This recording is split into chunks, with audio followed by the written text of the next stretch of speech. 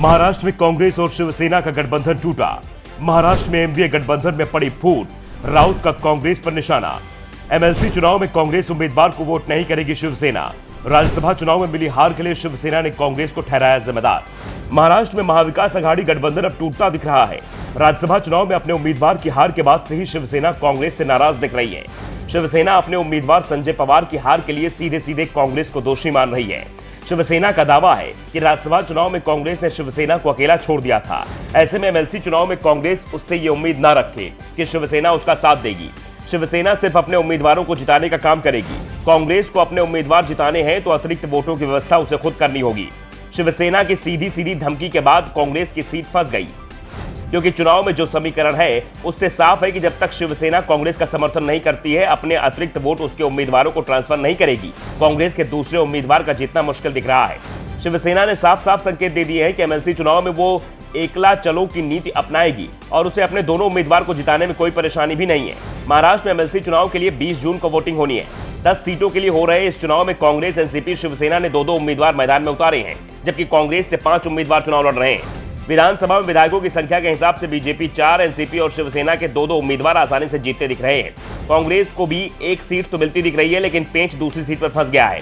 शिवसेना सांसद संजय राउत ने ऐलान किया है कि उनकी पार्टी सिर्फ अपने उम्मीदवार को जिताने पर फोकस करेगी। हम अपने वोट अपने उम्मीदवारों के लिए सुरक्षित रखना सुनिश्चित करेंगे। सभी पार्टियां खुद अपने उम्मीदवारों के लिए वोट जुटाएंगी। राउत के ऐलान से साफ साफ संकेत मिल रहे हैं कि शिवसेना ने राज्यसभा में मिली हार को दिल से लगा लिया है। शिवसेना को लगता है कि राज्यसभा चुनाव में कांग्रेस ने अपने अतिरिक्त वोट उसके उम्मीदवार संजय पवार को ट्रांसफर नहीं कराए।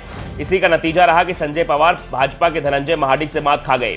यही वजह है कि इस बार पार्टी अपने अतिरिक्त वोटों को बांटकर किसी तरह का रिस्क नहीं लेना चाहती है। महाराष्ट्र विधान परिषद चुनाव में हर उम्मीदवार को जीतने के लिए 25.91 वोट चाहिए। कांग्रेस के पास फिलहाल 44 वोट हैं। अगर उसके दोनों उम्मीदवार भाई जगपात और चंद्रकांत हंडोरे को जीतना है तो उसे कुल 52 वोटों की जरूरत है। अब तक उसके पास 8 वोट या तो उसके सहयोगी दलों से आए हैं या फिर अन्य छोटे दलों से। वहीं एनसीपी के पास 51 वोट हैं। ऐसे में उसे महज एक अतिरिक्त वोट की जरूरत है और उसके दोनों उम्मीदवार राम राजे व एकनाथ खड़से जीत जाएंगे।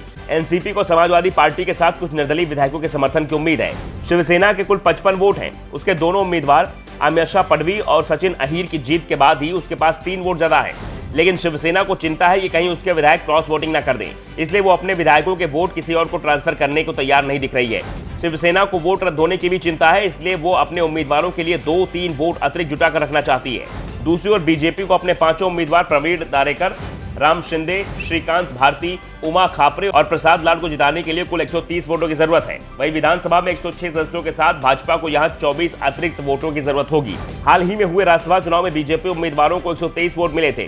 ऐसे में बीजेपी को 7 वोटों की जरूरत है और जिस तरह से महाविकास आघाड़ी गठबंधन में फूट दिख रही है, उससे लग रहा है कि बीजेपी को यह अतिरिक्त वोट जुटाने में ज्यादा मेहनत नहीं करनी होगी। दूसरी ओर एनडीए सरकार में चल रही खटपट के चलते कांग्रेस का उम्मीदवार हार भी सकता है। कांग्रेस के लिए सबसे बड़ी परेशानी यह है कि उस समय उसके पास महाराष्ट्र में कोई बड़ा चेहरा नहीं है जो उद्धव और शरद पवार के सामने बैठकर अपना पक्ष रख सके। ऊपर से ईडी की कार्रवाई के चलते राहुल गांधी परिवार मुसीबत में घिर गया है। Bureau report, the such India.